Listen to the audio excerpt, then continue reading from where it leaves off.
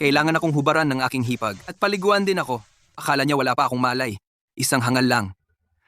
Ngunit nang simulan niyang hubarin ang aking pantalon, pinigilan ko ang kamay niya. Clara, ginulat ko si Clara. Tuluyan siyang natigilan. Tiningnan ko siya sa mata at sinabi, gising na ako ngayon. Hindi na ako hangal. Sa ikatlong araw ko, kasama siya. Sa wakas, ay tinanggap ko na nailipat ako rito. Ako si Ethan Brooks. Sa nakaraan kong buhay, isa akong instruktor ng Special Forces. Pagkatapos, nagising ako bilang hangal ng nayon ng Red Star. 2 taon akong umasa sa aking kapatid at kay Clara. 5 araw ang nakalipas, nahulog ang aking kapatid sa bundok. Nawalan siya ng tayo at namatay ng napakabata. Ngayon, sa wasak na bahay na ito, si Clara at ako na lang. Kalmado kong tinanong siya, Clara, magkano na lang ang natitira nating pagkain? Napaiyak si Clara. Tumalikod siya. Pigil ang boses sa paghikbi. Wala na tayong pagkain at may utang pa tayo sa nayon para sa rasyon. Lumubog ang puso ko. Parang may yelong tumusok sa akin. Sa mga ganitong pagkakataon, walang pera, walang magagawa. Inalis ko ang manipis at punit-punit na kumot at bumangon sa kama. Sa sandaling tumapak ang aking mga paa sa sahig, biglang dumaloy ang lamig mula talampakan hanggang sa ulo ko. Nanginig ako, ngunit lalong tumigas ang aking determinasyon. Kinuha ko ang lumang rifle pang hunting mula sa sulok at tiniimbang ito. Subaybayan, maghintay. Isang putok, isang patay. Lahat ng mga araw na nakaligtas sa gubat, parang kahapon lang. Ethan, saan ka pupunta? Nataranta si Clara at hinawakan ang braso ko. Puno ng pag-aalala ang kanyang mga mata. Napakalamig sa labas. Ang mga bundok ay masyadong mapanganib. Pupunta ako sa bundok. Tiningnan ko siya. Matatag at hindi matitinag. Mangangaso ako at kikita ng pera. Babayaran ko ang libing ng aking kapatid. Babayaran ang utang natin at pananatilihing nakalutang ang pamilyang ito. Nagsimulang umiyak muli si Clara. Sa pagkakataong ito, luha ng saya ang mga ito. Nakita niyang wala na ang ulap sa aking mga mata at nakita akong nakatayo ng matatag. Masyado siyang naantig para makapagsalita. Matatag siyang tumango. Halos hindi pa ako nakakarating sa pinto nang may sumigaw sa labas ng gate ng bakuran. Matinis at mabangis ang boses. Kahit sa pinto, hindi mapagkakamali ang pananakot. Clara, Ethan, isoli niyo ang kalahating sako ng kamote o isusumbong ko kayo sa opisina ng nayon at pababayaan kayong magutom. Ang kapitbahay namin? Siging, Gable. Si Ethan ay dating hangal at sinamantala siya ni Gang, gable ng husto. Nagnanakaw ng gulay isang araw. Kamote naman sa susunod. Tumatawa na lang si Ethan na parang hangal. Si Clara ay masyadong mahina ang boses para magsalita. Ngayong wala na kaming pera, sabik siyang maningil ng utang. Takot na hindi kami makabayad. Binuksan ko ang tarangkahan at hinarangan ng pinto. Pumasok ang nagyayelong hangin at niebe. Nanlilisik ang mata ko sa kanya. Nang makita ako ni Ging, Gable, natigilan siya saglit. Hindi pa siya nakakita kay Ethan na hangal na napakalamig. Wala nang kahangalan sa aking mga mata. Tanging matalim na lamig. Kinilabutan siya gamit ang kanyang katandaan. Inilagay niya ang kamay sa baywang. Tumalsik ang laway. Sumigaw siya. Ethan, hangal ka! Bakit mo hinaharang? Palabasin si Clara. Hindi kita kausap. Wala akong sinabi. Nakatitig lang na may killer aura na nabuo sa dati kong buhay bilang isang drill instructor. Isang walang awang aura na galing sa digmaan. Ang tingin ng isang mamamatay tao na nasubok sa digmaan, napakabigat na sasakal sa kanya. Nawala ang boses ni Gianjing. Gable, nanginginig ang labi. Umatras siya ng 2 hakbang. Dumulas ang kanyang paa, muntik nang mahulog sa puwit. Nagkunwaring matapang, tumili siya. Ano ang ginagawa mo? Tanong lang. May mas magandang paraan para magtanong. Walang utang sa iyo ang pamilya Brooks. Ang mahigpit kong babala ay natakot kay Gning, Gable at pinalayas siya. Nang makatakas si Genging, Gable, mabilis akong lumabas. Lumingon ako at nakita si Clara na nakatingin sa pintuan. Kumikinang ang mata niya sa pag-asa. Pangako ko sa kanya, hintayin mo ako sa bahay, Clara. Mangangaso ako ngayong gabi. Ako, Ethan Brooks, hinding-hindi yumuyuko sa tadhana. At ang buhay ni Clara ay akin ding protektahan. Hindi ba ito ang hangal ng pamilya Brooks? Nanggugulo sa ganitong malamig na panahon? Pagdating ko sa puno sa may pasukan ng nayon, diretsyong nakasalubong ko si Sam Miller. Isang madayang daga siya. Dahil sa kanyang tiyuhin, si Hepe Frank Miller, siya ay nagnakaw, nang aapi ng mga babae at laging inaapi si Ethan. Sasampalin at sisipain siya, basta gusto. Ngayon, lumapit siya gaya ng dati at dumura sa paanan ko. Kaya natauhan ka na, mangangaso ka, pakanluran, maraming maihuhuli doon. Madali mong mahuhuli ang mga usa at kuneho. Nilibak ko sa isip ang mga bundok sa kanluran. Alam ko mula sa alaala ng orihinal na host. May pugad doon ng mabangis na inahing baboy at mga biik. Huwag ka nang mangaso. Iiwas ka kahit dumadaan ka lang. Gusto akong akitin ng basurang ito at isusuwag ako ng baboy ramo hanggang mamatay para makuha niya ang hipag kong si Clara para sa sarili niya. Talagang mabagsik iyon. Hindi ko na pinansin ang basurang ito. Oo, Nakuha ko, sinunod ko ang direksyon niya pa kanluran at pumasok sa mga bundok sa kanluran. Pagkatapos, bumalik ako sa silangan. Hindi ako takot sa mga baboy ramo, pero si Clara ay naiwan sa bahay na mag-isa. Inisip ko na dapat akong dumaan sa mas ligtas na silangang bahagi para makabalik ako ng mas maaga. Pagdating ko sa kagubatan, sinundan ko ang mga bakas ng mababaw na kuko. Maliit at pinong-pino ang mga bakas. Galing ito sa mahalagang pulang soro. Ang balat ng pulang soro ay tunay na matigas na pera noong panahon na iyon. Pwedeng makakuha ng magandang pera ang isang buong balat ng pulang soro. Binagalan ko ang aking mga hakbang at pinatahimik ang aking paghinga. Yumuko ako ng mababa at hindi nagtagal, natagpuan ko ang isang matabang pulang soro. Ang balahibo nito ay makinis at makintab at matingkad na pulang parang apoy. Namumukod tangi ito sa puting niebe. Ngumunguya ito ng isang pabo. Panay ang tingin sa paligid ng may ingat.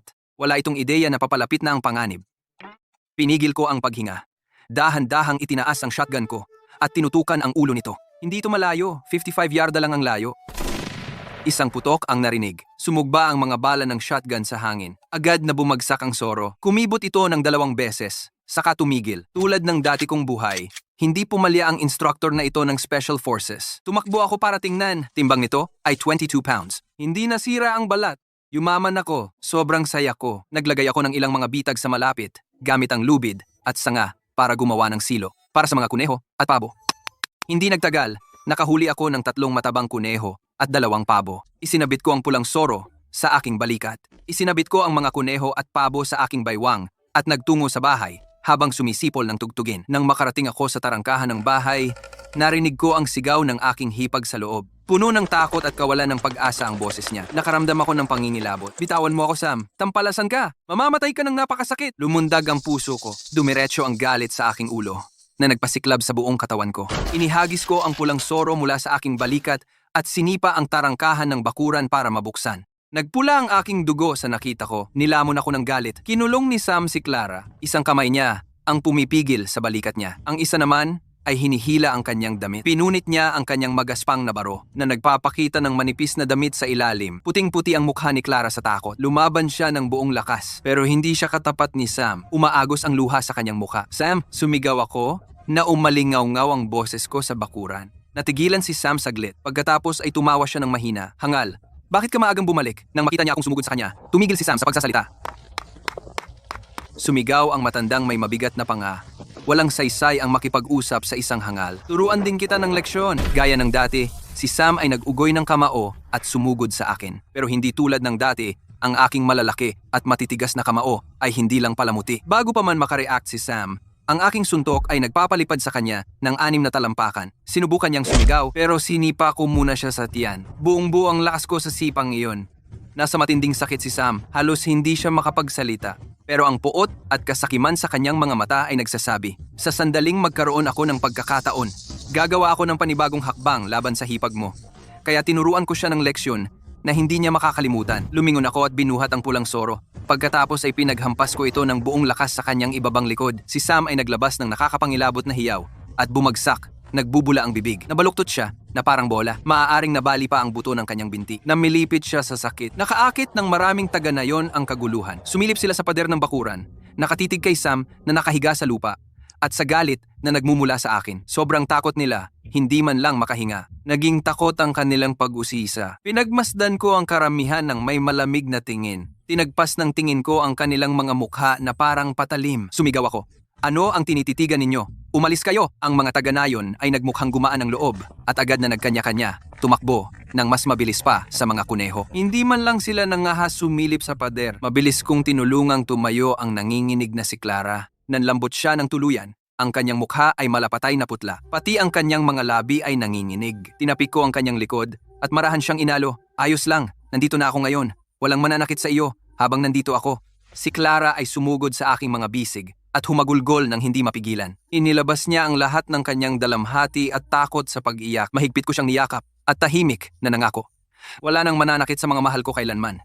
Pipilayin ko ang sinumang sumubok. Ang mga hiyaw ng paghihirap ni Sam sa wakas ay nakaakit kay Hepe Frank Miller ng Nayon. Nagdala siya ng ilang opisyal ng Nayon na sumugod sa looban. Bawat isa ay may suot na disenteng makapal na jacket at mayabang na tingin. Si Frank ay pandak at mataba, may malaking tiyan at may buhok na nakaahit pabalik.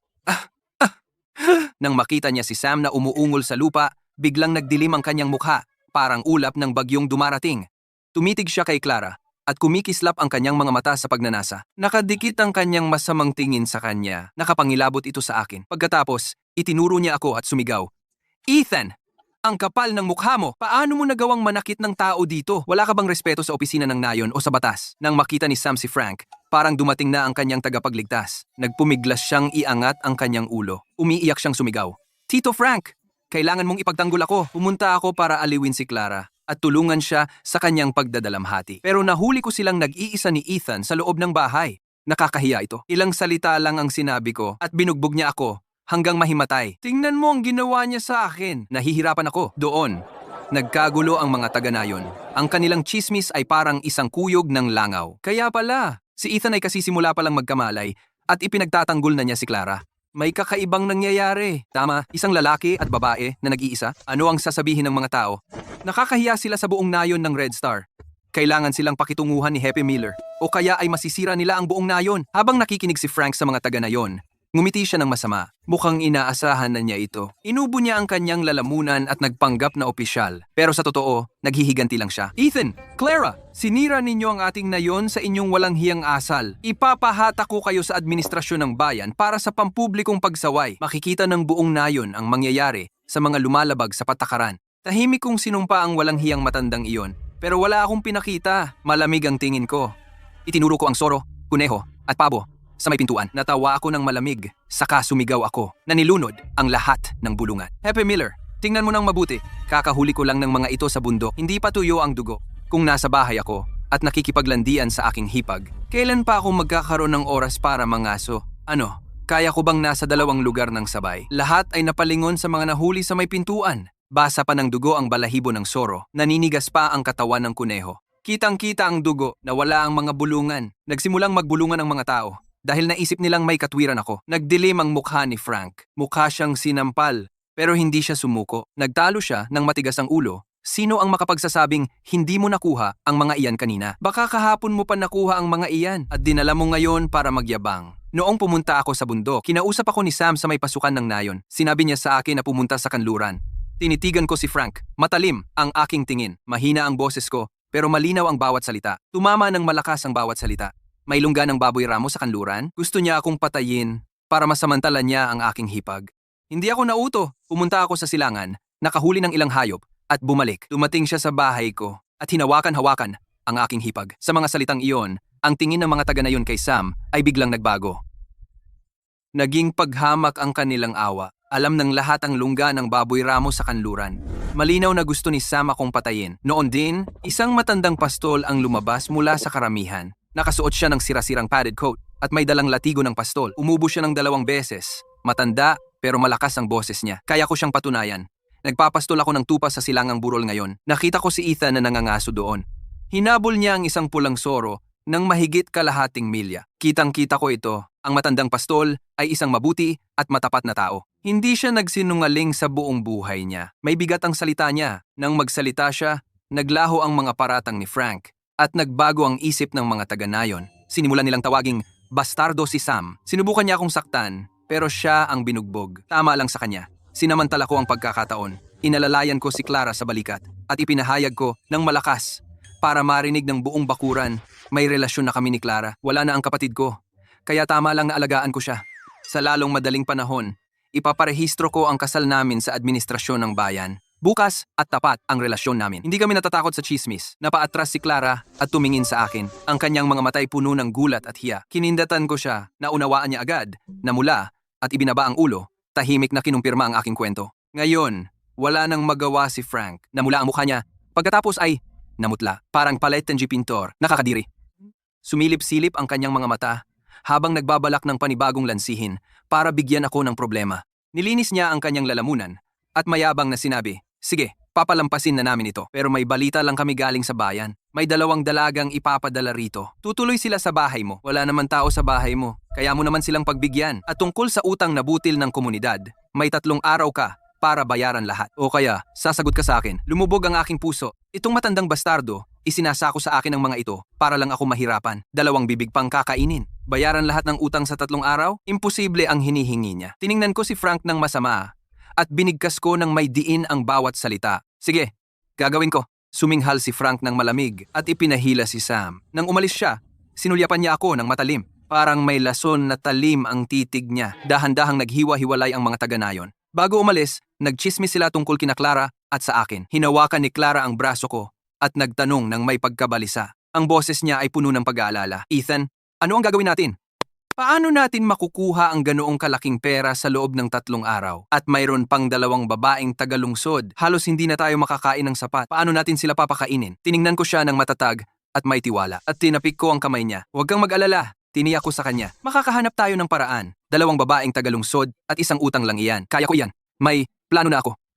Ang silangang bundok ay tiyak na may mas maraming mahahalagang bagay. Matapos, talunin si Sam at harapin ang matandang demonyong si Frank. Sa wakas ay nakahinga na ako ng maluwag. Ngunit, hindi naging gaan ang aking pasanin. Ngayon, kailangan ko ng pakainin sina Sofia at Lily at ang utang namin sa kolektibo. Ang mga kakaibang hayop mula sa bundok ay hindi sapat. Maingat kong inalis ang balat ng pulang soro. Pagkatapos, inihanda ko ang karne ng kuneho at pugo at inasnan ko ito. Ang mga halamang gamot sa likod na burol ay yumayabong. Kumuha ako ng asarol at naghukay ng ilang magagandang buplurum. Gumawa ako ng 2 malaking bundle ng bellflower at ipinaalam ko kay Clara. Sinabi ko sa kanya na bantayan ang bahay.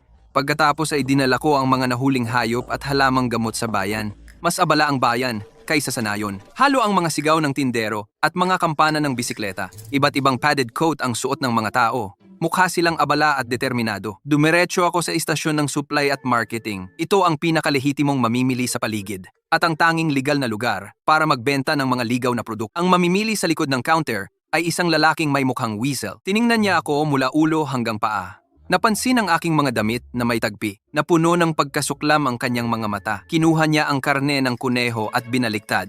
Parang isang maruming bagay. Ngumisi siya at sinabing hindi ito sariwa. Ang balat ng pulang soro ay disente, medyo maliit lang. Paano kung 10 dolyar para sa balat ng pulang soro? Kuneho, 50 sentimo bawat libra. Halamang gamot?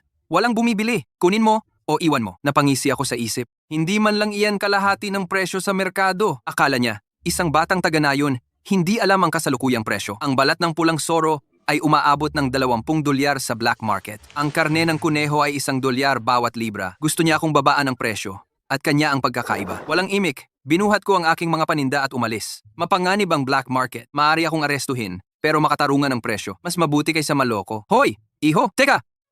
May sumigaw sa likod ko. Dumagundong ang boses. Lumingon ako. Isang lalaking nasa katanghaliang gulang na naka-mouse suit ay mabilis na sumunod sa akin. Nakasuot siya ng badge ng istasyon ng supply at marketing. Siguro siya ang tindero. May mainit siyang ngiti, hindi tulad ng masungit na clerk ng pagbili. Lumapit siya sa akin, tiningnan ang dala ko sa likod, at lumiwanag ang mga mata niya. Ako si Oliver, ang tindero dito. Bibiling ko lahat ng dala mo. Balat ng Red Fox, 20 dolyar. Karne ng kuneho, 1 dolyar at 20 Presyo ng halamang gamot ay batay sa kalidad. Buplurum, 50 sentimo bawat libra. Ugat ng balloon flower, 60 sentimo bawat libra. Kabuuan ay 28 dolyar at 50 sentimo. Makatarungan naman ang presyo, di ba? Mas mataas pa sa inaasahan ko. Tumango ako. Deal. Napabuntong hininga ako ng ginhawa. Habang binibilang ni Oliver ang pera, patuloy niyang pinupuri ang mga halamang gamot ko. Binigyan niya ako ng thumbs up. Iho, naani mo ng tama ang mga halamang gamot na ito. Buo ang mga ugat, walang dumi, o buhangin. Talagang alam mo ang iyong ginagawa. Dalhin mo sa akin ang anumang magandang paninda. Babayaran kita ng mataas na presyo. Hindi kita lolokohin. Sa may 28 dolyar at 50 sentimo sa aking bulsa, mas naging panatag ako. Iyon ay isang malaking halaga. Sapat na para sa isang karaniwang pamilya sa loob ng isang buwan. Ang aming mga winter coat ay masyadong manipis pa, kaya dumiretso ako sa patahian para sa tela at bulak. Gusto kong gumawa ng bagong padded coat para kay Clara. Ang may-ari, si Rachel, ay nag-aayos ng mga libro. Nakasuot siya ng floral padded jacket at may pinong mga tampok sa mukha. Isang matalas na katalinuhan ang makikita sa kanyang mga mata. Nang makita niya ako, tumingala siya at ngumiti. Ngumiti siya ng mainit. Iho, tela o custom na damit. Sinabi ko sa kanya, ang kailangan ko. Bumili ako ng 2 rolyo ng magaspang na tela at 3.3 libra ng cotton batting. Habang nagbabayad ako, biglang ibinaba ni Rachel ang kanyang boses. Sumandal siya ng malapit. Sabi niya, Iho, babalaan kita. Yung 2 babaeng tagalungsod na kasama mo, natatakot ako na may naghahabol sa kanila. Kahapon, si Frank ay bumubulong sa mga opisyal ng bayan sa bayan. Sinabi niya na pipilitin niya silang dalhin sa isang malayong kampo ng pagtotroso. Malupit doon. Kapag nakaalis sila, hindi na sila babalik. Lumubog ang puso ko. Ang matandang bastard na si Frank ay may masamang balak. Sinusubukan niyang maghiganti sa akin. sa pamamagitan ng pag-target sa dalawang babaeng iyon. Nagpasalamat ako kay Rachel at nagmamadaling umuwi, dala ang tela at bulak. Hindi ko mapigilang maglakad ng mas mabilis. Pag-uwi ko, naglilinis si Clara kasama sina Sofia at Lily. Nakasuot ang dalawang voluntaryong tagalungsod ng malinis na double-breasted na Amerikana. Mukha silang di mapakali. Hinati ko ang tela sa kanila.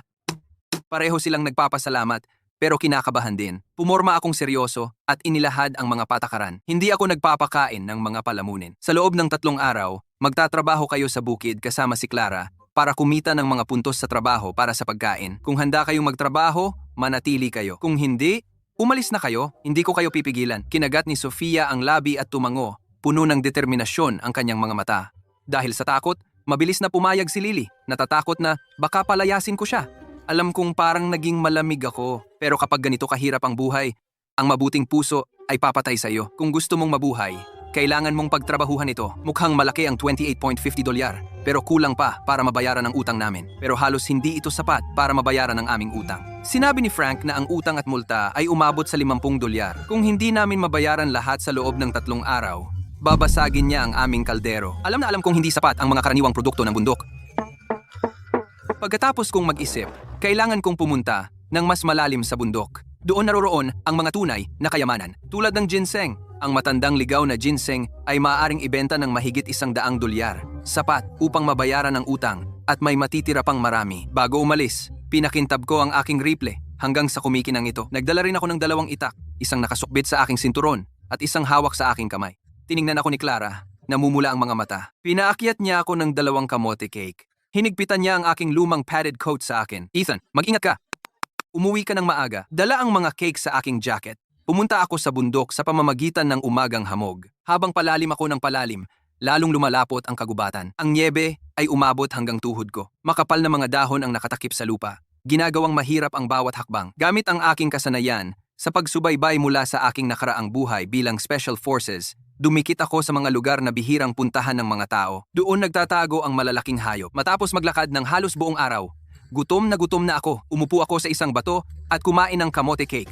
Noon ko lang, naamoy ko ang mahinang amoy panggamot. Hindi ito mapagkakamalan. Sariwa at malakas. Hindi ito ordinaryong halaman. Ginseng ito. Isang alon ng tuwa ang dumaan sa akin. Bigla akong tumindig. Sinundan ko ang amoy. Pagkatapos ng 1 oras na paglalakad, sa isang matarik na bangin, nakita ko ang isang ginseng na kasing taas ng palad. Ang mga dahon nito ay matingkad na berde. Namumukod tangi sila laban sa niebe. May bahagyang pula sa ilalim nito. Isang matingkad na pulang berry ang nasa dulo. Siguradong mahigit 10 taon na ito. Maaaring ibenta ang kayamanang iyon sa malaking halaga. Lumundag ang puso ko. Nagsimula akong umakyat para hukayin ito.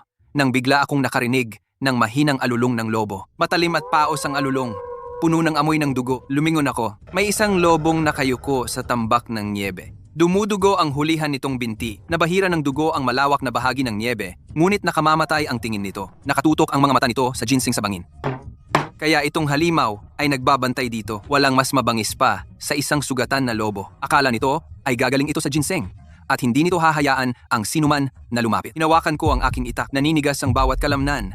Handa para sa isang nakamamatay na laban. Noong nasa hukbo ako dati, nakatagpo na ako ng mga lobo. Alam ko kung ano ang kaya nila. Mas malala pa ang sugatan na lobo. Kapag nagwala ito, kaya nitong lumaban kahit sa tigre. Nakita ako ng lobo. Naglabas ng mahinang ungol at bigla akong sinugod. Isang mabahong mapulang bugso ang tumama sa mukha ko. Napakunot ang noo ko dahil sa baho. Umilag ako at sinugatan ang harapang binti nito ng itak. Tumagos ang talim sa balat nito na may basang lagaslas. Sumabog ang dugo. Namilipit sa sakit ang lobo. Umangal ito, umikot, at muling sumugod. Kumamot ang matatalim nitong kuko sa kaliwang braso ko. Agad na nagbukas ng isang duguang sugat. Napangiwi ako sa sakit. Lalo itong nagalit dahil sa amoy ng dugo. Naging pulang-pula ang mga mata nito.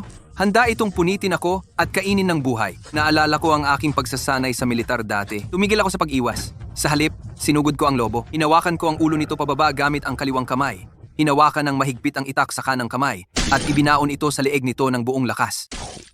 Nakabaon ang itak hanggang kalahati sa leeg nito. Bumulwak ang dugo, tumalsik sa buong katawan ko. Nagpumiglas ang lobo ng ilang beses, dahan-dahang nanghina, at tuluyang tumigil sa paggalaw. Nang patay na ito, bumagsak ako sa niebe. Humihingal. Nag-aapoy ang sugat sa kaliwang braso ko. Dumaloy ang dugo sa braso ko. Nagmantsa ng pula sa niebe. Binalot ko ang sugat ng isang piraso ng tela, saka tinakpan ng balat ng lobo para pansamantalang tumigil ang pagdurugo. Pagkatapos ng maikling pahinga, maingat akong umakyat sa bangin. hinugot ang aking kutsilyo, at dahan-dahang naghukay sa paligid ng mga ugat ng ginseng. Kailangan ng ingat ang paghuhukay ng ginseng. Mas mabuti pang isuko ang 10 ektarya kaysa mawalan ng isang ugat. Kung maputol ang isang ugat, bumaba ng husto ang presyo. Inabot ako ng mahigit kalahating oras upang makuha ang ligaw na ginseng, kasama ang mga ugat. Binalot ko ito ng lumot at isinilid sa loob ng aking Amerikana. Panatilihin ng lumot na sariwa ito at pipigilan ang ginseng na malanta. Sa pagtingin sa bangkay ng lobo, naisip ko ang isa pang ideya. Kung maingat kong babalatan ng lobo, malaki ang halaga ng balat. Maaari kong iuwi ang karne para sa kinakailangang nutrisyon. Hinugot ko ang aking itak at ginamit ang kasanayan sa nakaraang buhay upang maingat na balatan ang lobo. Matapos magtrabaho ng mahigit kalahating oras, nakuha ko ang magandang balat ng lobo at 2 malalaking hiwa ng karne. Isinabit ko ang balat ng lobo sa aking balikat, kasama ang ginseng na nasa loob ng aking Amerikana. Isinabit ko ang karne ng lobo sa aking baywang at bumaba sa burol patungo sa paglubog ng araw. Nang humampas ang malamig na hangin, lalong sumakit ang sugat sa kaliwang braso ko. Pero tuwang-tuwa ako. Gamit ang ginseng at balat ng lobong ito, natakpan na ang aming utang. Makakabili kami ng sapat na butil para sa taglamig at marami pa ang matitira. Dala ang ligaw na ginseng na nakasilid sa loob ng aking Amerikana. Diretso akong pumunta sa patahian ng bayan. Pagkita ni Rachel sa ginseng, nagliwanag ang mga mata niya. Parang nakakita siya ng napakahalagang kayamanan. Nakaratay ang nanay niya at may talamak na anemia. Kailangan niya ito para mabuhay. Ethan, may edad na itong ginseng. Malinis ito, buo ang mga ugat, at matataba ang mga buto. Hindi bababa sa 20 taon ang edad nito. Maingat na hinawakan ni Rachel ang ginseng at nanginginig ang boses niya sa sobrang excitement. Bibigyan kita ng $200. Simula ngayon, doble ang bayad ko sa anumang dadalhin mo kaysa sa presyo sa palengke. Deal? $200? Tuwang-tuwa ako. Malaking pera iyon. Sapat na para mabuhay ang isang ordinaryong pamilya ng mahigit 6 na buwan. Pumayag ako agad. Inilagay ko ang pera sa bulsa at nakipagkasundo ako sa kanya ng pangmatagalan. Ibebenta ko sa kanya ang lahat ng aking nahuling laro at mga halamang gamot. Hindi na ako magpapalugi sa istasyon ng supply at marketing. Umuwi akong may dalang pera. Tumayo ako ng mas tuwid. Naging magaan ang aking mga hakbang. Ngayon ay mababayaran ko na ang lahat ng ating utang, makabili ng maraming bagay para sa pamilya, at mabigyan si Clara at ang iba pa ng mas magandang buhay. Pero pagdating ko sa bahay, alam kong may mali. Binuhusan ng kerosene ang tumpok ng kahoy sa sulok. Nakasinghot ako ng mahinang amoy ng kerosene na masangsang. Isang kalahating sunog na posporo ang nasa malapit. Nanlumo ang aking puso. Pilay na ang binti ni Sam, kaya siguradong nagbabalak siyang maghiganti. Susunugin niya ang bahay ko sa gabi at magpapanggap na aksidente. Sisira niya ang lahat nang hindi siya mahuhuli. Ngumisi ako. Ang hangal na iyon, talagang iniisip na ako pa rin ang hangal na dati niyang inaapi. Mukhang gusto niyang mamatay. Sinundan ko ang mga yapak sa may pader. Tulad ng inaasahan, sa damo sa likod ng bahay, nakita ko ang bitag na inilatag ni Sam at ng 2 loko. Natatakpan ng niebe at dahon. Nakatago ang trigger sa tuyong damo. Mukhang walang palya. Walang awa ang hayop na iyon. Hindi lang niya balak sunugin ang bahay ko. Gusto niya akong mahuli sa bitag. Saka ako i-frame at iharap sa administrasyon ng bayan. Agad kong alam ang gagawin. Gagantihan ko siya ng sarili niyang lason. Una, inayos ko ang trigger ng bitag. Ginawa itong sobrang sensitibo. Kahit bahagyang hawak, ta-trigger na. Tapos naghukay ako ng malalim na hukay sa ilalim. Pinuno ko ang hukay ng dumi at ang baho ay hindi matiis. Sa wakas, isinabit ko ang kalahating ligaw na kuneho bilang pain. Ngayon, maghintay na lang ako sa hangal na iyon. Kapag handa na ang lahat, pinagpag ko ang mga kamay at pumasok sa loob. Inilipat ko ang tumpok ng kahoy sa gitna ng bakuran. Tapos naglagay ako ng 2 timba ng tubig sa tabi. Nagtanong si Clara at ang iba kung ano ang problema. Ngumiti ako at sinabing wala at sinabing huwag silang mag-alala. Maaga sa susunod na umaga, halos hindi pa ako nagigising nang may nakakilabot na sigaw mula sa labas. Napakataas at matinis na halos manginig ang balat ko. Ha! Ang sakit! Tulungan niyo ako! Sumilip ako sa siwang ng pinto. Nahulog si Sam sa hukay ng dumi. Basang-basa sa dumi mula ulo hanggang paa. Ang baho ay sobra-sobra. Isang paa ang nakaipit ng mahigpit sa bitag. Punit-punit at duguan.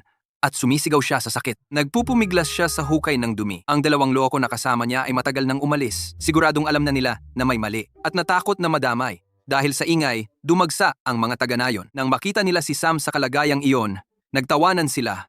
Baluktot sa kakatawa, may nakakilala ng bitag ni Sam at itinuro siya. Sabi niya, karapat-dapat sa kanya. Nakuha ni Sam ang nararapat sa kanya. Buong araw siyang nagpapakatamad, walang ginagawa, kundi masasamang bagay. Tama, malinaw na gusto niyang sakta ng pamilya ni Ethan. Pero nahulog siya sa sarili niyang bitag. Karma iyan.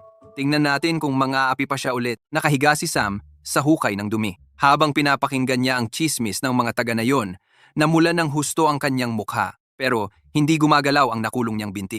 Kailangan lang niyang tiisin ang kahihiyan. Nanginginig siya sa galit, pero hindi makapagsalita. Tumayo ako sa pintuan, pinagmamasdan ng lahat ng malamig na tingin. Ito lang ang paraan para harapin ang isang taong hamak tulad niya. Sisiraan ko ang reputasyon niya ng tuluyan at sisiguraduhing hindi na siya makakabangon pa. Kapag may pera na ako, ang unang prioridad ko ay ang aming tahanan. Bumili ako ng 2 malaking sako ng bigas sa bayan. Pagkatapos, hinatak ko pa uwi ang isang kariton ng uling. Inipon ko lahat sa bakuran. Parang 2 maliit na bundok. Ang bakuran ay puno ng bigas at uling. Si Clara ay hindi mapigilang ngumiti sa nakita. Ang alalahanin sa kanyang mga mata ay nawala rin. Tiningnan ko ang malamig na higaan na lupa at nagpasyang gumawa ng may init.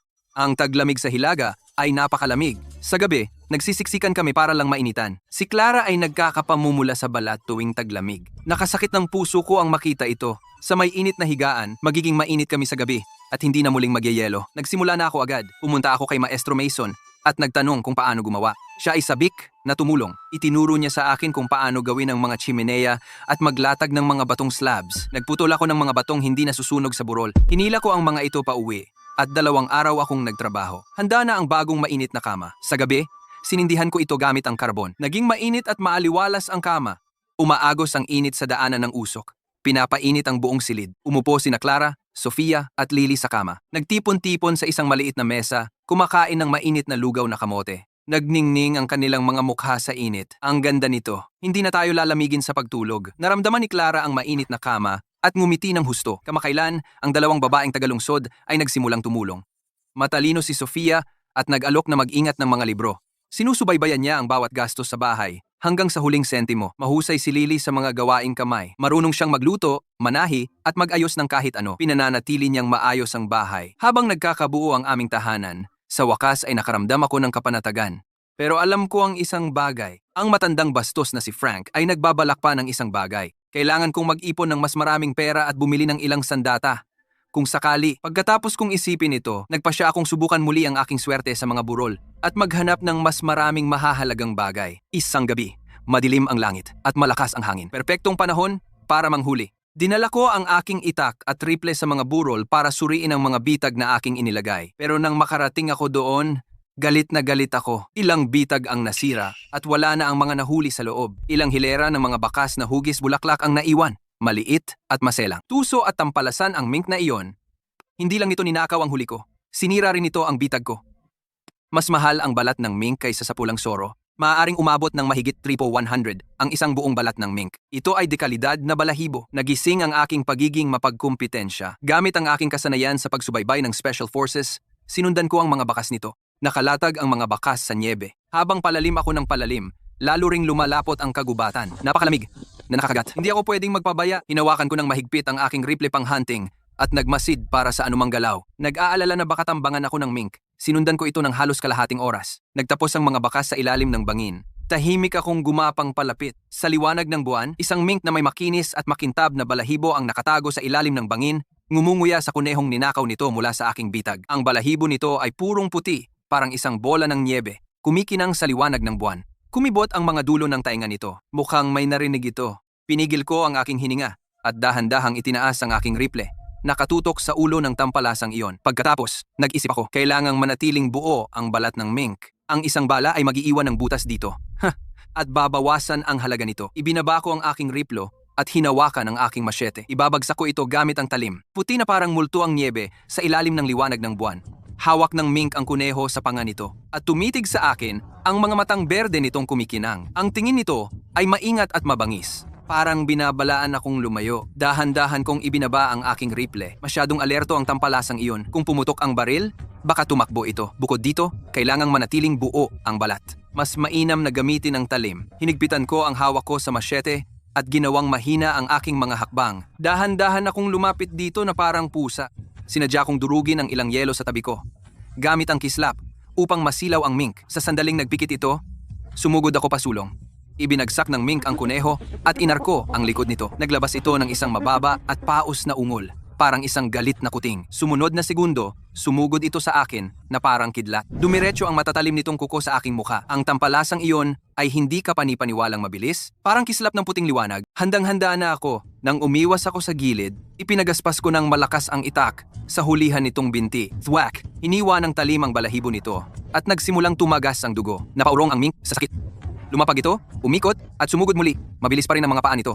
Gamit ang terrain, umatras ako. Inakit ito sa isang makitid na gilid. Kahit gaano kabilis ang halimaw, hindi ito makagalaw sa masikip na lugar. Kinailangan itong harapin ako ng diretso. Nang tamang-tama ang pagkakataon, sinipa ko ang Mink sa tiyan. Kalahati ng lakas ko ang inilaan ko sa sipa na iyon. Lumipad ito ng paikot sa hangin bago ito makalapag.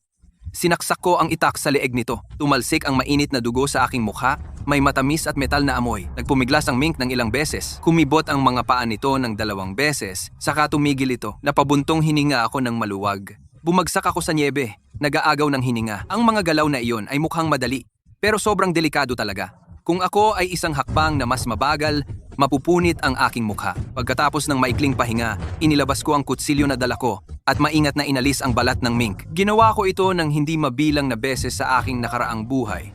Kaya alam na alam ng aking mga kamay ang gagawin. Una, gumawa ako ng maliit na hiwa sa leeg.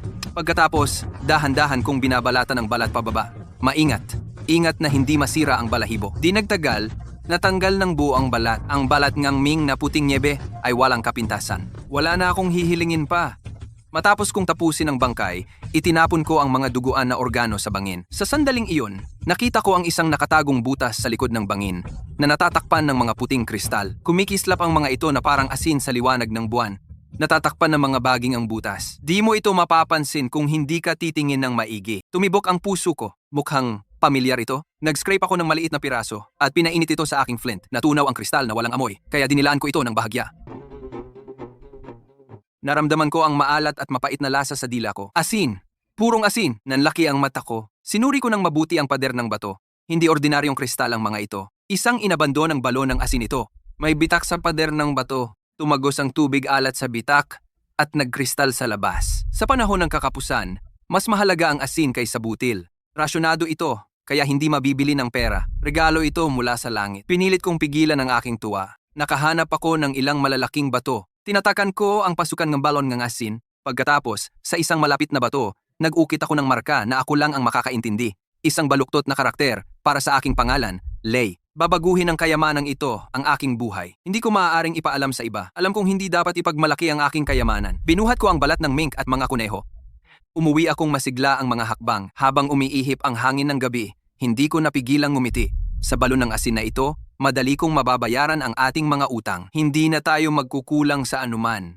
Kaya ko pang magtayo ng imperyo mula rito. Pagsapit ko sa bahay, nagbubukang liwayway na. Nakita ni Clara ang balat ng Mink na dala ko at tumalon siya sa gulat. Nagmadali siyang lumapit para alisin ang niebe.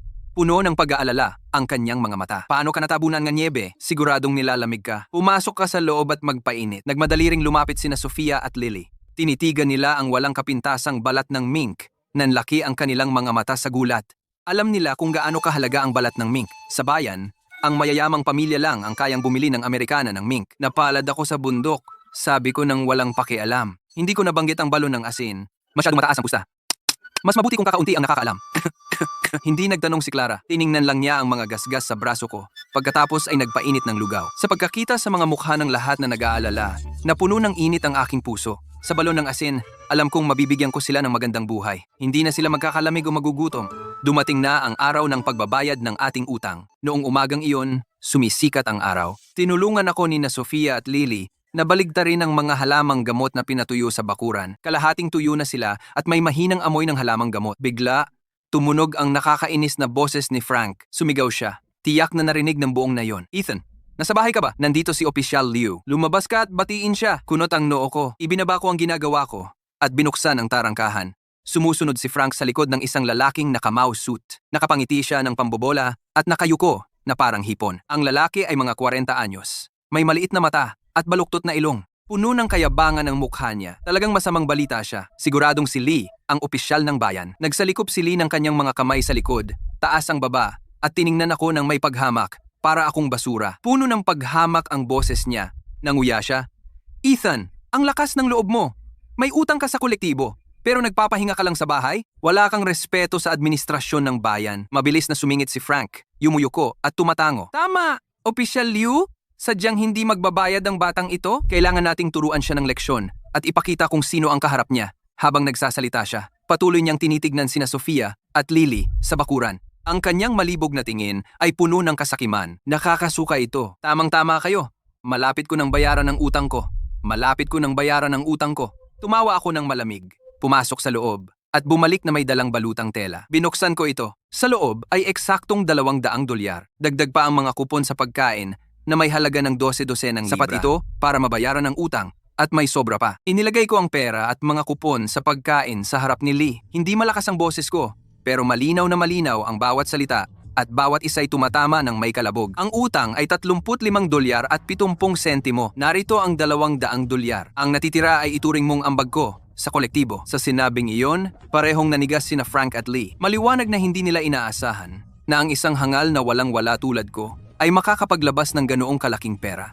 Namula ang mukha ni Frank, saka namutla. Parang sinampal. Mukha siyang sobrang nahiya. Umikot-ikot ang maliliit na mata ni Lee. Maliwanag na hindi pa siya handang sumuko. Bigla siyang nagkaideya. Inilipat niya ang tingin kina Sofia at Lily. Gusto niya ng isa pang dahilan para guluhin ako. Ethan, ang pagtanggap sa mga intellectual youth ng walang permiso ay labag sa alituntunin. Ang dalawang babaeng ito ay dapat ipadala sa malayong kampo ng pagtutroso para sa reforma sa pamamagitan ng paggawa. Kulang naman sila ng tauhan doon. Magandang disiplina ito para sa kanila. Agad siyang sinuportahan ni Frank at pinasiklab pa ang apoy. Tama si Opisyal Liu. Anong ginagawa ng dalawang babaeng iyon sa bahay mo? Isang lalaking mag-isa, kasama ang dalawang babae? Hindi maganda kung malaman ng iba. Papuntahin mo silang mag-impake ngayon at sumama kay Opisyal Liu. Nagseryoso ang mukha ko, umakbang ako pasulong at bumalot sa akin ang isang nakamamatay na aura. Ito ang banta ng isang taong nagmula sa tambak ng mga patay. Nang makita iyon, bumunot si Lee ng punyal mula sa kanyang sinturon. Itinutok niya ito sa akin ng may puot. Nagmamayabang siya. Ano, lalaban ka sa isang opisyal ng bayan? Binabalaan kita, labag yan sa batas. Ikaw? Nanunuya ako, malamig na parang yelo ang aking tingin. Bago pa siya makareact, hinawakan ko ang kanyang pulso na may hawak na punyal. Pinisil ko ng buong lakas. Lumangit-ngit ang mga buto niya. Napaungol si Lee sa sakit. Nahulog ang punyal sa sahig ng may kalansing. Gamit ang aking kabilang kamay, pinulot ko ang makapal na porselanang mangkok sa mesa. Pinisil ko ito ng bahagya. Lagutok! Nabasag ang makapal na mangkok sa aking pagkakahawak. Nahiwang ng mga piraso ang aking palad. Dumaloy ang dugo sa aking kamay. Tinitigan ko si Lee. Malamig na parang yelo ang aking tingin. Mabagal kong sinabi, Opisyal Liu, gusto mo bang lasapin ang mga pirasong ito? O lumayas ka na? Nakita ni Lee ang mga kamay kong puno ng dugo. Pagkatapos ay naalala niya ang sakit sa kanyang pulso. Namutla ang kanyang mukha sa takot. Hindi siya nangahas na manatili pa. Nagmamadali siyang lumabas ng bakuran. Habang tumatakbo siya, sumigaw siya, Ethan, hintayin mo lang. Babayaran mo ito. Nang makita ni Frank Miller na lumalala ang sitwasyon, sinundan niya si Lee ng mabilis. Hindi man lang siya nangahas na lumingon. Natatakot siya na ako rin ang haharap sa kanya. Dumura ako sa lupa at pinunasan ang dugo sa aking damit. Nagmadaling lumapit si Clara. Hinawakan niya ang kamay ko at umiyak ng labis na nalulungkot. Pagkatapos ay binalot niya ang sugat ko ng isang piraso ng tela. Paano ka naging ganito kawalang ingat? Sugatan ng kamay mo. Hindi ba masakit? Namutla rin sa takot sina Sofia at Lily. Patuloy silang nagpapasalamat sa akin. Kinawayan ko sila at pinanood ang dalawang lalaking tumakas ng takot. Alam kong hindi pa ito tapos. Hindi ito pababayaan ni na Frank at Lee. Marami pang gulo ang darating. Hinawakan ko ang buong balat ng mink. Dumiretso ako sa patahian ng bayan. Ang balat na ito ay nasa perpektong kalagayan. Ang puting balahibo ay hindi nasira kahit kaunti. Tiyak na makakakuha ito ng magandang presyo. Gamit ang balat na ito, baka ako pa ay maipakilala kay Kalihim Vance. Pagkapasok ko, lumapit si Rachel para bumati sa akin. Nakita niya ang balat ng mink sa balikat ko. Lumiwanag ang mata niya, parang nakakita siya ng kayamanang napakahalaga. Ngunit bago siya makapagsalita, bumuntong hininga siya. Puno ng pagkabalisa ang boses niya. Ethan, dumating ang balat ng mink na iyan sa tamang panahon. Sigeng. Vance ay nagkaroon ng komplikasyon sa panganganak sa loob ng 2 araw. Hindi makakatulong ang mga doktor sa klinika. Sabi nila, ang pambalot na gawa sa buong balat ay nagpapainit sa kanya at nagpapatatag sa sanggol. Si Kalihim Vance ay nagbabayad ng malaking halaga. Nagbigay sa akin ng ideya iyon. Pagkakataon ko na ito para mapalapit sa makapangyarihang tao. Si Kalihim Vance ang namamahala sa buong bayan. Kung mapapanig ko siya, kung gayon, hindi na mangahas sina Frank at Liu na guluhin ako. Hindi ko ibebenta ang balat na ito. Ibibigay ko ito sa kanya ng personal. Sabi ko ng desidido. Tunog matatag ako. Napatigil si Rachel sandali. Sa kanya naintindihan. Tinapik niya ang balikat ko at binigyan ako ng thumbs up. Matalas ang isip mo, iho. Do. Matalinong kalakal yan. Isasama kita sa kasambahay ni Kalihim Vance. Nasa bayan siya. Namimili ngayon. Sinundan ko si Rachel sa tahimik na eskinita. Nakilala ko si Genjang, ang kasambahay ng mga Vance. Si Gi and Zhang. Zhang ay mabait na matandang babae. Nang makita ang balat ng mink, nanginginig ang boses niya sa tuwa. Nang walang sabi, dinala niya ako sa patio ng administrasyon ng bayan. Ang patio ng mga Vance ay magulo. May babaeng dumadaing sa sakit paminsan-minsan. Ang tunog ay nagpahirap sa dibdib ko. Sa sandaling pumasok ako, narinig ko si Dr. Watson mula sa klinika na sumisigaw. Mukhang sawa na siya. Baliktad ang sanggol. Mahirap ang panganganak. Kailangan niyang magpursige. Biglang tumibok ang puso ko. Natigilan ako. Sa dati kong buhay, nagsanay ako ng mga tropa at nag-aral ng pangunang lunas sa labanan sa ilalim ng isang veteranong mediko ng hukbo sa loob ng maraming taon. Magaling talaga ako sa pag-aayos ng posisyon ng sanggol. Madalas mahirap ang panganganak ng mga asawa ng mga ngaso sa liblib na lugar. Marami akong nailigtas gamit ang mga katutubong lunas. Bilang isang sundalo, paano ko hahayaang mamatay ang isang tao nang hindi kumikilos? Wala nang ibang pagpipilian. Nakalimutan ko na ang mga balat ng hayop. Nakalimutan ko na kung bakit ako pumunta rito. Sa labas ng silid ng panganganak, si Kalihim Vance ay nag-aalalang naglalakad pabalik-balik. Nagmamadali akong lumapit. Kalihim Vance, hindi ko garantisadong gagana ito. Pero may alam akong lumang lunas ng pamilya. Maaari kong subukang baguhin ang posisyon ng sanggol. Kung pinagkakatiwalaan mo ako, papasukin mo ako. Kung hindi, iiwan ko ang mga balat dito. Babalik at aalis. At hindi na makikialam. Tumingin si Kalihim Vance sa silid habang naririnig ang mga hiyaw, saka lumingon sa aking matatag na tingin. Parang gumagawa siya ng pinakamalaking desisyon sa kanyang buhay. Hinawakan niya ang aking pulso. Nanginginig ang kanyang boses. Pinagkakatiwalaan kita. Sumama ka sa akin. Sa loob ng silid ng panganganak, narinig ni Dr. Watson na pumunta ako para ayusin ang posisyon ng sanggol ni GNG. Vance. Agad siyang nag-irap ng mata at binigyan ako ng mapanlait na tingin. Nang uyam siya. Batang probinsya ka lang. Ano ang alam mo? Umalis ka na rito. Kung maantala mo ang panganganak ni Geng. Vance, kaya mo bang panagutan ang kahihinatnan? Hindi ko siya pinansin. Napunta ang tingin ko kay Geng. Vance, nakahiga sa kama na maputla ang muka. Dahil sa aking pagsasanay sa combat first aid noong nakaraang buhay, alam ko agad na may mali. Maputla ang mukha niya, mabilis ang paghinga, at ang noo ay basa ng malamig na pawis. Seryoso kong sinabi, malamang may kamakailang sindak si Geng. Vance, nakagambala ang sindak na iyon sa sirkulasyon niya. Nang marinig iyon, natigilan ang lahat sa silid. Tinapik ni Ging Zhang ang kanyang hita. Naalala niya. Tama, 3 araw ang nakalipas. Ang aming malaking asong bantay ay naputol ang kadena at sumugod kay Ginging. Vance, namutla siya sa takot. Hindi ko alam na ganito kalala pala ang epekto sa kanya. Mahinang tumango si Gang. Vance, puno ng pagkabigla ang kanyang mga mata. Tumingin siya sa akin na may panibagong tiwala. Namula si Dr. Watson. Pagkatapos ay namutla. Masyadong mapagmataas para umatras. Tumutol siya. Kalokohan. Paano makakaapekto ang takot sa panganganak? Walang silbi ang lunas na iyan. Sinusubukan mo lang silang dayain. Hindi na ako nag-abalang makipagtalo. Hinarap ko si Kalihim Vance. Matatag ang aking tono. At tiyak. Mayroon akong lumang lunas ng pamilya na makakapaghatid ng sanggol ng ligtas. Kung nagtitiwala ka sa akin, gawin mo ng eksakto ang sinasabi ko. Kung hindi, aalis na ako ngayon at hindi na ako makikialam. Tumingin si Kalihim Vance sa kanyang asawa na umuungol sa sakit sa kama. Pagkatapos ay sa akin. Nagngalit ang kanyang mga ngipin at nagpasiya. Hawak niya ang aking kamay at nagmamakaawa. Kaibigan ko, nagtitiwala ako sa iyo. Sabihin mo kung ano ang gagawin.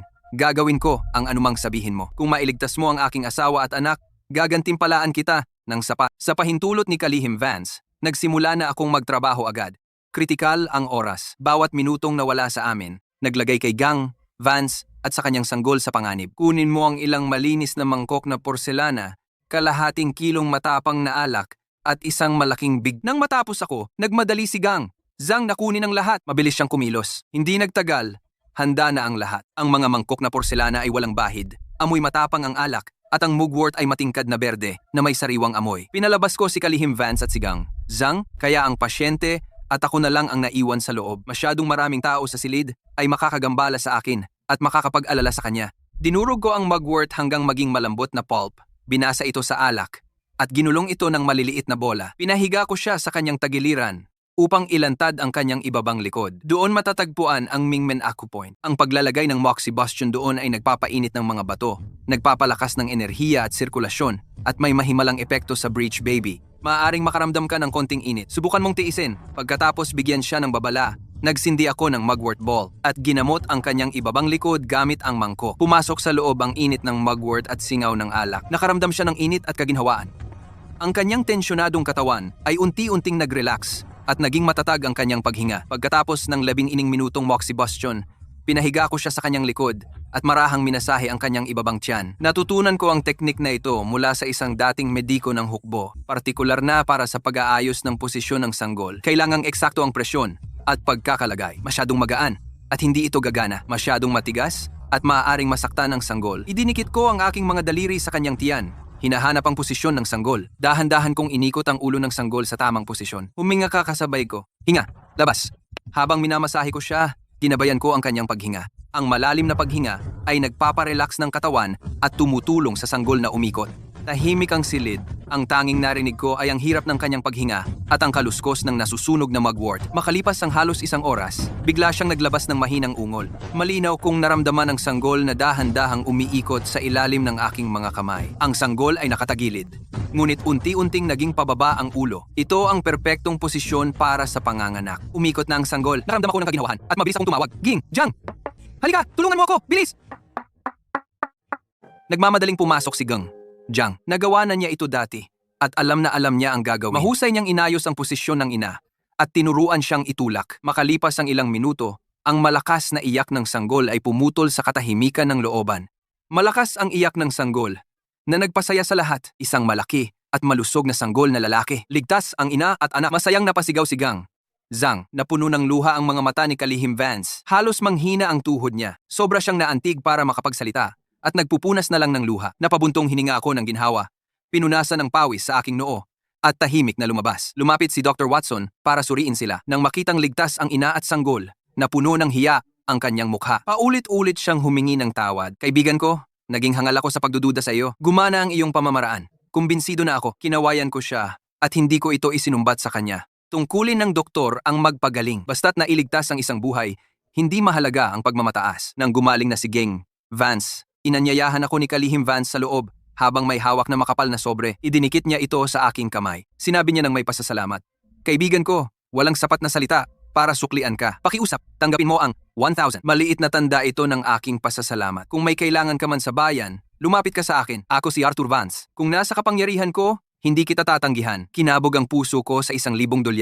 Malaking halaga iyon. Makakabili ng bahay na ladrilyo noon at may sobra pa. Muntik na akong tumanggi. Ngunit nagsalita muli si Kalihim Vance. Taos puso niyang sinabi, kung hindi mo iniinda, dalhin mo ang anumang nahuli mong hayop o halamang gamot ng diretso sa administrasyon ng bayan. Makakahanap ako ng mga mamimili para sa iyo at makukuha mo ang pinakamataas na presyo. Iyon ay isang magandang pangmatagalang oportunidad. Mas maganda kaysa sa istasyon o black market. Tumigil ako sa pagtanggi at tinanggap ang sobre. Nakangiti kong sinabi, salamat, Kalihim Vance. Aasa ako sa iyo. Sa pag-alis ko sa compound ng administrasyon, sumikat ang araw sa akin, mainit at nakakapagpakalma. Hawak ang makapal na sobre. Alam na alam ko na ito ay hindi lamang $1,000. Ito ang aking panimula sa bagong panahon na ito. Sa proteksyon ni Kalihim Vance, sina Frank at Lee ay hindi na maglalakas loob na guluhin ako ng madali. Hinawakan ang $1,000 na ibinigay niya. Pinag-isipan ko kung paano kikita ang balon ng asin. Kailangan kong dalisayin ang asin mula sa balon upang maging pinong asine pang kusina. Saka lamang ito magkakaroon ng magandang presyo. Habang dumadaan ako sa istasyon ng supply, bumili ako ng 2 libra ng brown sugar at isang bag ng fruit candy. Gusto kong matikman ni na Clara at ng iba pa ang mga ito. Nahihirapan sila kasama ko ng napakatagal. Panahon na para matikman nila ang magandang buhay. Ngunit pagdating ko sa pintuan ng nayon, sumugod sa akin ang matandang pastol. Hirap siyang huminga, maputla ang kanyang mukha. Nanginginig ang boses niya. Ethan! May nangyaring kakilakilabot! Nagdala sina Frank at Sam ng mga tao at binihag sina Clara at ang 2 dalaga. Lumubog ang puso ko. Nahulog sa kamay ko ang bag ng candy. At nagkalat ang mga candy. Bumalot sa akin ang galit hanggang sa nag-alab ang buong katawan ko. Anong nangyari? Hinawakan ko ang braso ng matandang pastol. Nanginginig ang boses ko habang lumalakas ang takot ko. Sabi nila, ninakaw mo raw ang troso ng bayan. Nagdala si Lee ng mga tauhan mula sa bayan. Sabi ni Frank na walang halaga ang koneksyon mo kay Kalihim Vance.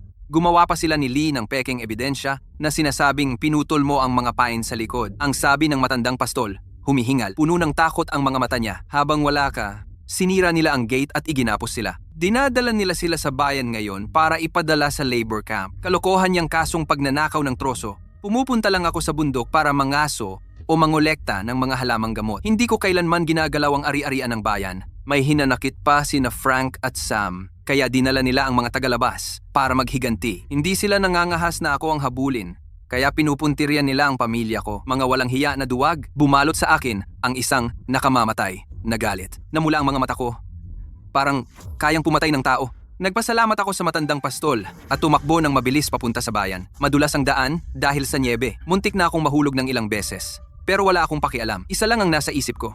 Kung si Clara o ang iba ay mapahamak, pupunitin ko ng pira-piraso sina Frank at Sam. Nagkumpul-kumpol ang mga taga-nayon sa tarangkahan ng bayan. Nagbubulungan sa isa't isa. Sumiksik ako sa mga tao at mabilis na pumasok. Agad kong nakita sina Linshu, Sofia at Lily na nakatali sa mga poste sa looban. Napakahigpit ng mga tali na tumatagos sa kanilang laman. Gulo ang buhok ni Linshu at may marka ng kamay sa kanyang mukha. Masyadong namamaga ang kanyang pisngi. Kinagat ni Sofia ang kanyang labi at tiningnan sila ng masama. Puno ng pagsuway ang kanyang mga mata. Humihikbi si Lily sa takot. Puno ng luha ang kanyang mukha at hindi mapigil ang panginginig niya. Tumayo si Sam sa harap nila, nakasandal sa saklay, na may mapagmataas na ngiti sa kanyang mukha. Nagyabang siya. Nasaan si Ethan? Bakit wala pa ang hangal na iyon? Kung hindi siya dumating, lahat kayong tatlo ay pupunta sa kampo ng paggawa. Hinding-hindi kayo makakalabas. Mabubulok kayo riyan magpakailanman.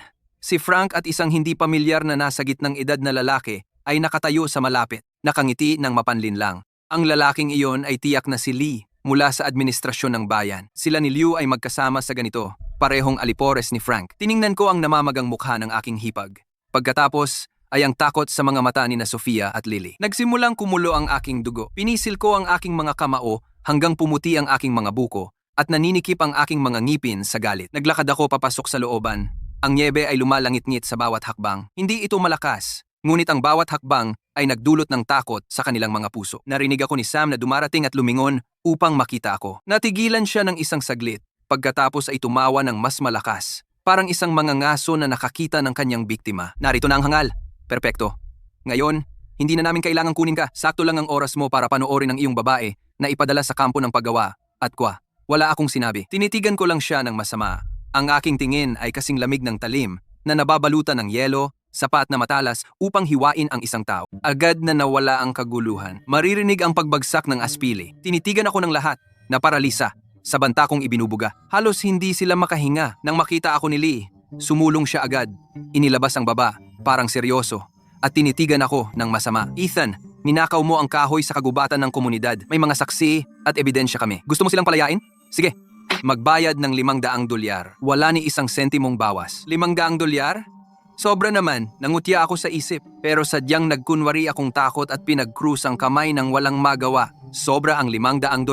Wala talaga akong ganyang kalaki. $100 lang ang meron ako. Tanggapin mo muna ito. Ipag-iipunan ko ang natitira. Pakiusap, palayain na lang po ang hipag ko at ang iba pa. Kumuha ako ng $100 sa bulsa ko at dahan-dahan itong inilahad. Pinilit kong magmukhang takot na takot. Nang makita iyon ni Sam, akala niya ay talaga akong sumuko. Sumugod siya sa akin na nakasaklay at napilay at sinubukan akong itulak para mawalan ng balanse. Patuloy siyang nagmumura. Akala mo ba? Maililigtas sila ng $100? Sino sa tingin mo ang iniinsulto mo? Makinig ka, wala ni isang sentimong bawas ngayon. Bago pa man mahawakan ako ng kanyang kamay, kumilos ako. Lahat ng galit na pinigilan ko ay napunta sa kamao ko. Iniwasan ko ang kanyang kamay at pinigilan ang kamao ko.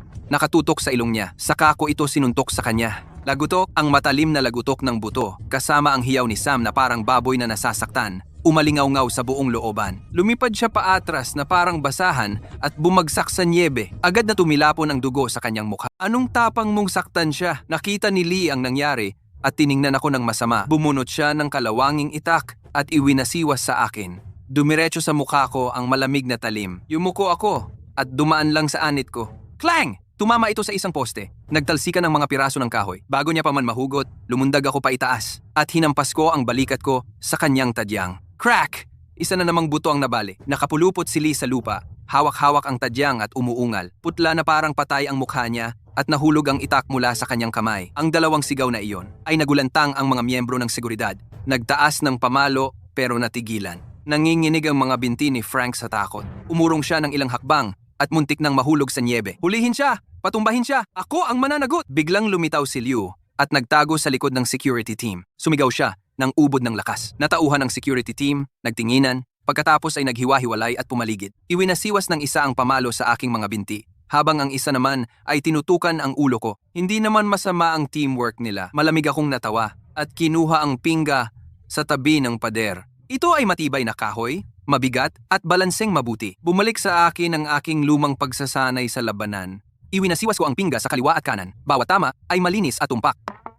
Pinuntirya ko ang kanilang mga pulso at tuhod. Iyon ang kanilang mga pinakamahinang bahagi. Masaktan ang pulso.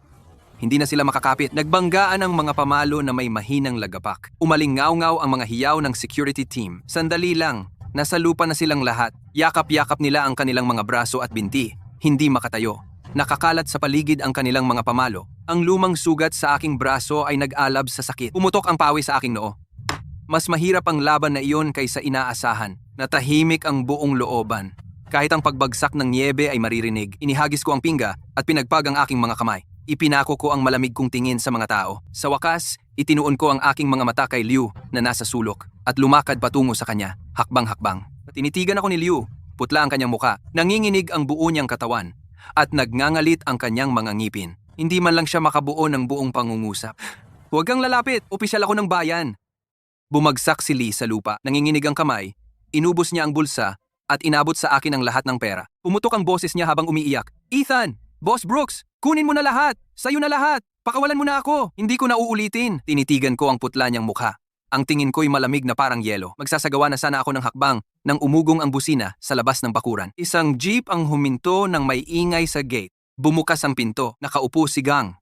Vance na nakabalot sa makapal na balabal habang pinaandar siya ng kanyang kasambahay. Maputla pa rin siya, ngunit matalas ang kanyang tingin. Kakapanganak lang niya, ilang araw ang nakaraan. Medyo maputla pa rin ang kanyang mukha, ngunit matalas pa rin ang kanyang tingin. Ang malinis niyang damit ay nagbigay sa kanya ng marangal na anyo. Nang makita siya ni Lee at Liu, kumilos sila na parang dumating siya para iligtas sila. Sumugod sila, umiiyak. Ging, Vance, buti naman at nandito po kayo. Si Ethan ay isang marahas na thug.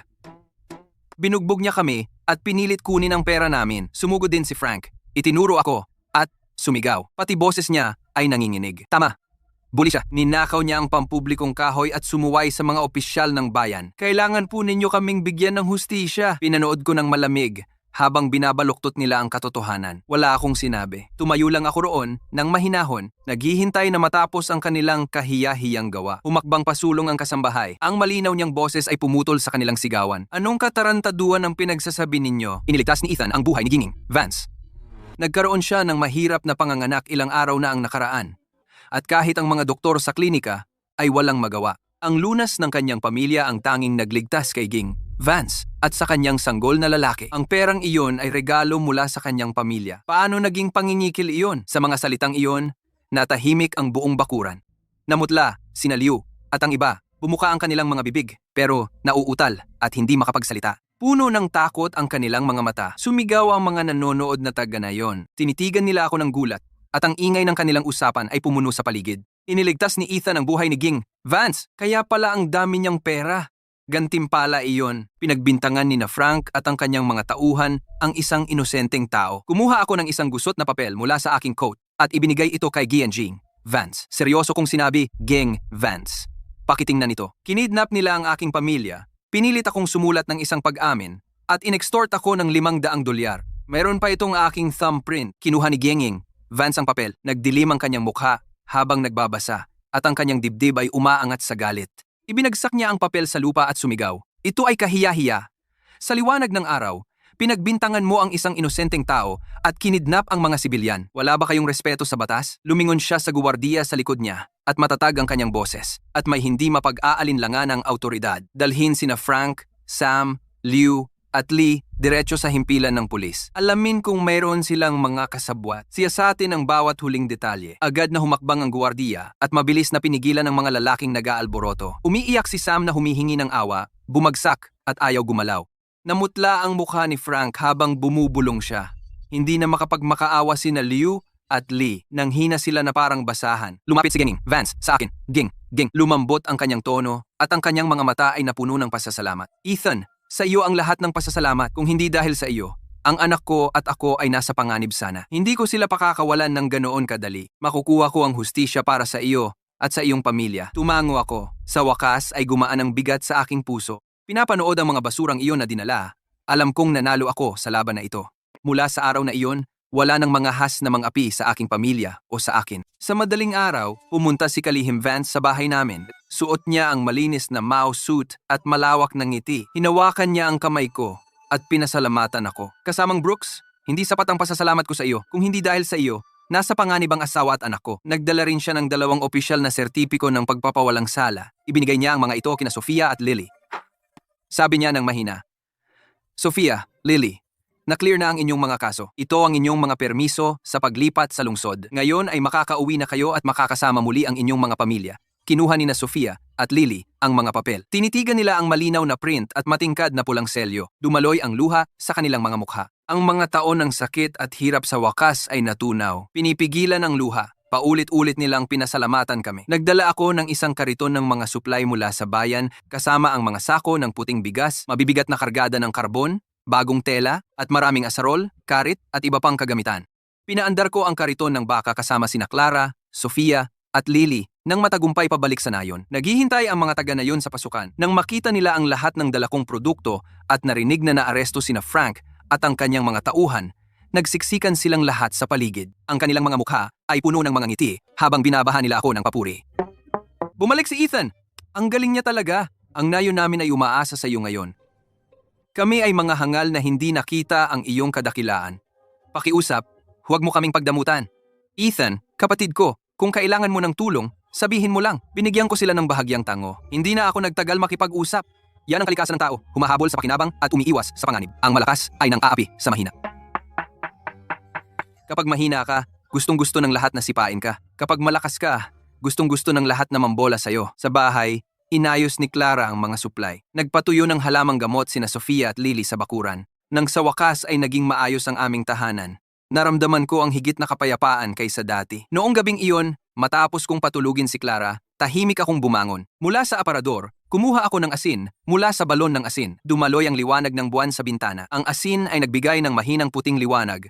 Namumukod tangi sa dilim. Pinaglaruan ko ng aking mga daliri ang asin habang pumapasok ang mga plano sa isip ko. Ang hangin ng reformang pang-ekonomiya ay humihip at ang mga patakaran ay lalong lumuluwag araw-araw. Perpektong oras ito para magtayo. Uupahan ko ang kagubatan sa likod ng nayon.